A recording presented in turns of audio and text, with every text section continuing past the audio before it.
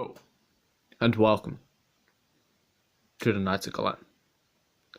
Glen, Glen, Glen, Glen, Glen, Glen, Glen, Glen, Glen, Glen, Glen, Glen, Glen. Hello, Hello. and welcome to the Knights of Glen. Yeah. This is Comic Book Weekly.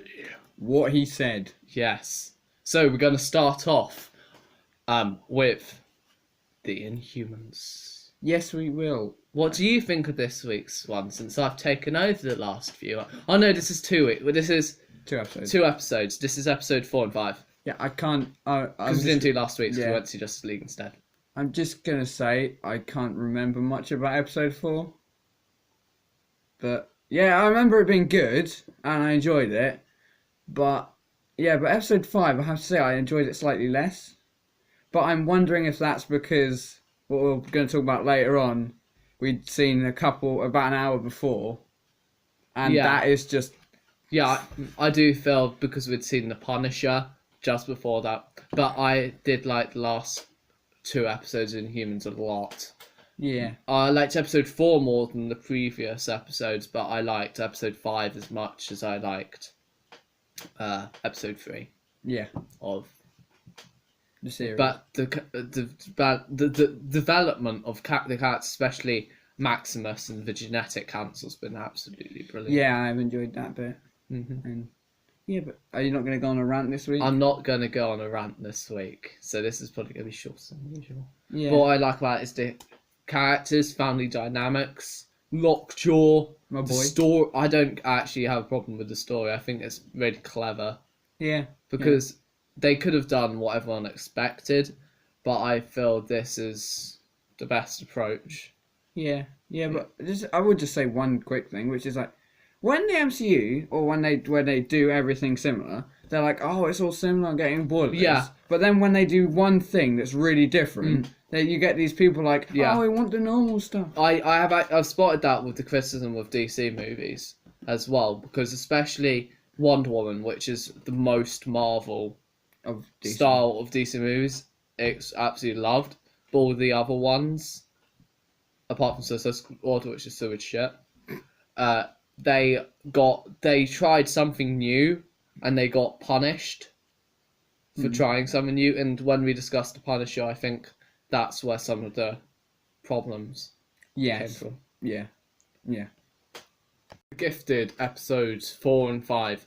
Like I've said in previous reviews, I really enjoy this show, but I feel the last 2 episodes have kind of dropped the ball in terms of both writing and acting, and I'm quite upset because it started so well, but it seems like the quality of the show is falling because it dropped in episode 4 and then again in episode 5, so I'm actually really worried that this is going to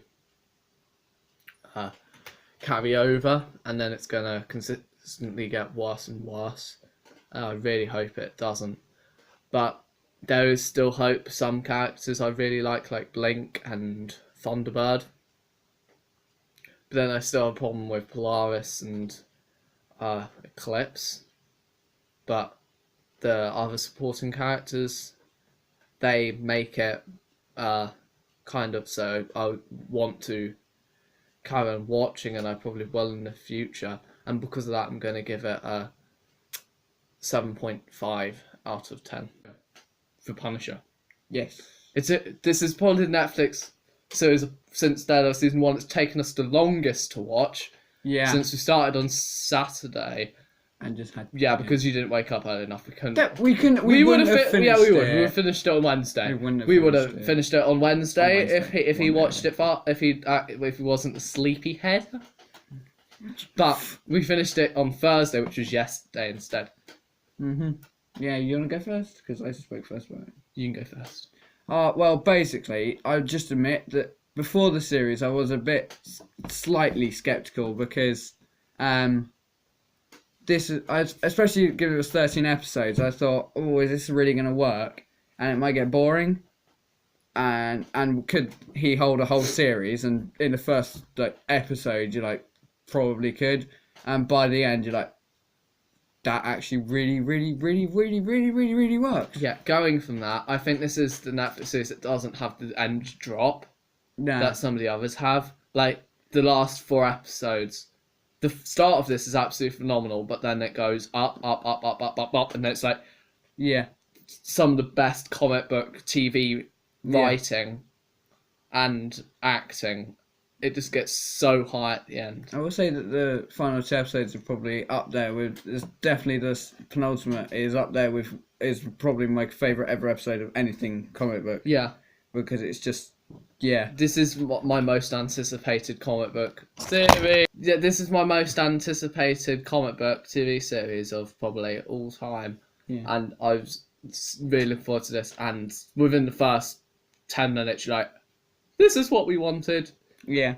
Yeah, but there were I actually just tell a story. My friend on Wednesday, before we watched the final 2 episodes, they were like, oh yeah, I loved the Punisher and Daredevil, and I was like, oh yeah, he's really cool in a TV series, but I still think he's got a little bit ways to go. And then on today, after we watched it, it was like, oh, you haven't seen anything yet, because as John Bernthal rightly said, he's not the Punisher until the end of the TV series of his, because of just how brutal he gets. Yeah, going on from Bernthal, he's my second favourite MCU casting after Chris Evans, and as a massive Punisher fan, Yeah. I was not disappointed in any way. Like, this is, bar maybe the Captain America films and Spider-Man Homecoming, this is the best transition from comic book to the screen. But Yeah. it doesn't feel like a comic book series. It feels like a series of Homeland. Yeah, I haven't watched much time. Yeah, you haven't seen any Homeland. Yeah, what's the first episode? Okay, so in fact, it feels like Homeland more Yeah. than that. Yeah, but there were also. Are we going to go on to critics in a minute? In a minute. Okay. But what the show's not scared about focusing on secondary characters, No. which I feel was absolutely brilliant. Like, there's episodes where Frank's barely in it, and it focuses on Madani, Madani? Wilson, Russo, not Yeah. Russo brothers, but yeah, and it takes its time. Also, Ben Barnes as Danny Russo, absolutely brilliant. And once again, they tried to get Brits in these roles because they've got Ben Barnes, Yeah. British, and the person who played Madani. Was it British? Yeah, she's also British. So yeah, they tried to get Brits in these. Yeah. And yeah, Yeah, don't know what's saying. but just everything about and if you don't know the comics, I won't tell you which character it is, but a character becomes a villain called Jigsaw in the comics, and it's really, really interesting how they. And I was Yeah. like, oh, are they not going to become Jigsaw? But then they become Jigsaw. I know. Yeah. Yeah. I would actually give this the Blade Runner score of.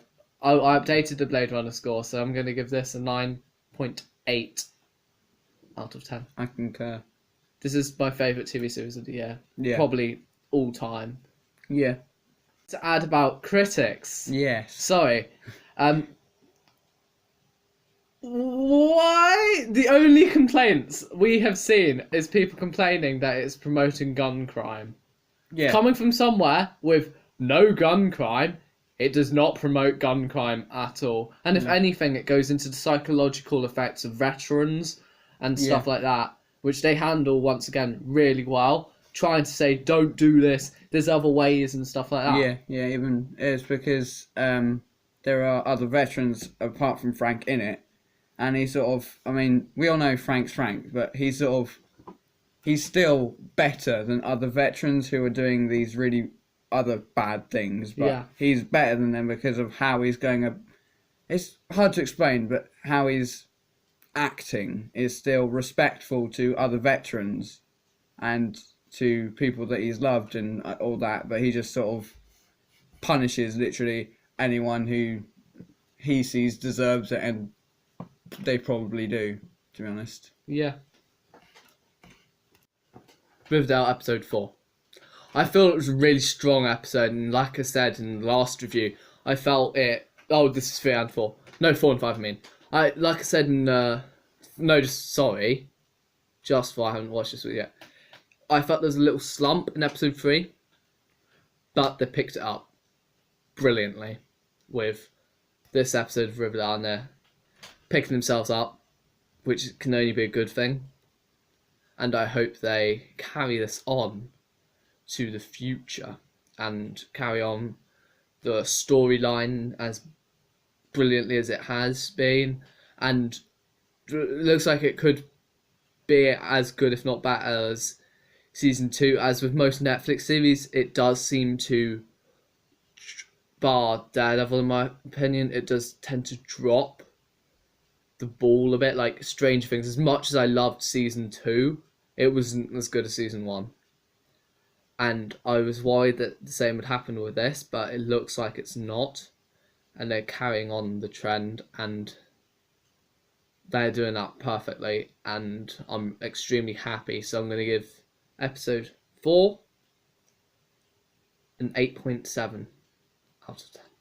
This bit's for Supergirl's episode 3, 4, and 5, which we've caught mostly up on until next week when we're going to be hopefully reviewing 6 and 7. Yeah, but yeah, because this season is really strong. Yeah, definitely. Even though I haven't seen the first season, I've only seen seasons 2 and now 3. I need to catch up in season 1. Though. Yeah, I would definitely say that compared to, I mean, I still need to catch up on The Flash, but I haven't really been wanting to watch it because the first episode didn't really impress me compared to. Did it ever impress you? It was fun. Now, yeah, still a bit fun, but Done for the fans. Yeah, but now when you've got Punisher, Inhumans, Supergirl, a better Flash. Hashtag Ezra Miller for the win. Yeah, it is hard to get back into it. Yeah, especially when I've heard from all my friends that it's not been that good, so I'm not really wanting to risk it. Yeah, but Supergirl, on the other hand, yeah, is absolutely brilliant. Yeah. Once again, I'm doing another video on this. People have a problem with 2 people. Cover your ears, Dom. They have a problem with people loving each other and being. Don't look. Being gay. I didn't hear that. Was it good? I didn't hear that. No. I was talking about how bad it is that they're showing 2 people being in love. What? And the problems that they face in their relationship, and the fact that they were shunned by their family. How dare them put this in my Supergirl? Seriously, I'm doing another video on this, so we're going to cut this bit short. But yeah, I really liked the Alex Maggie storyline and the issues that they faced and how they tackled it. But they've also tackled this season the issue of cults and somebody studies religion. The episode was really interesting, and also somebody studies politics. The whole bit of it is really interesting. Yeah, definitely. And I've heard people say it's going really far left, really liberal, but I actually feel it's taken a really centre position on this, and it's done it really well. Try not to. Some people will be offended, like people who have a problem with gay people. They will have a problem with this show, even though it's taken a very moderate, centrist approach to it. We all know that the far right people think that anything that isn't far right is liberal or communist. Liberal propaganda! Let me get my boom boom sticks to shoot up my Supergirl! Yeah. I saw this one comment by this guy saying he was going to go and attack Melissa Benoist with a gun because they had gay people in the show. But let's go back to the actual show. Characters, brilliant. Talking of my second favourite comic book casting, Mm. My third favourite, Makes you moist. Melissa Benoist. Yeah. As Supergirl.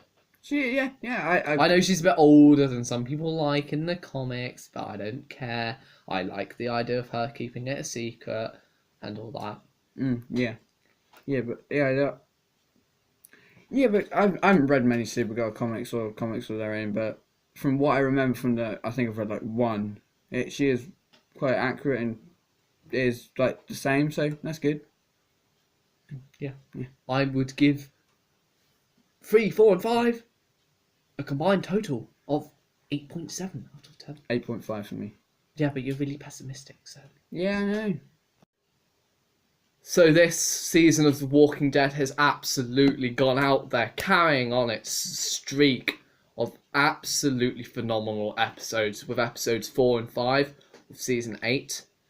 They've just got the momentum and they're just smashing through with brilliant stories, brilliant acting. That's not much of a surprise. It's always been brilliant. The character development, and episode 4 is absolutely haunting in so many psychological ways at how certain characters are trying to survive and what they have to do to survive, and the moral implications, once again from the previous episode, being carried over brilliantly into these ones. And yeah, it's just, and episode 5, which focuses on Negan, was especially good and best episode of the season so far. And if they carry on this momentum, this brilliant track they're going on, like I've said in basically every other review, this could be the best season. And I feel they've learned from people's criticisms from previous seasons, and they're just going through trying to make this as good as possible for the fans, and to me they're succeeding. And for these episodes, I will give them a 9.3 out of 10. Hello, and welcome to Comic Book Corner. Sadly, this week, Comic Book Corner won't be taking place, as my copy of Doomsday Clock #1 has not yet arrived, even though I pre-ordered it, which is probably because it's a variant, but I'm really excited, and I've heard there's something special about it, but I haven't actually seen it yet, so I don't know, so I'll be doing a video for that. So yeah, hope you enjoyed this episode of Comic Book Weekly, and remember, just subscribe somehow.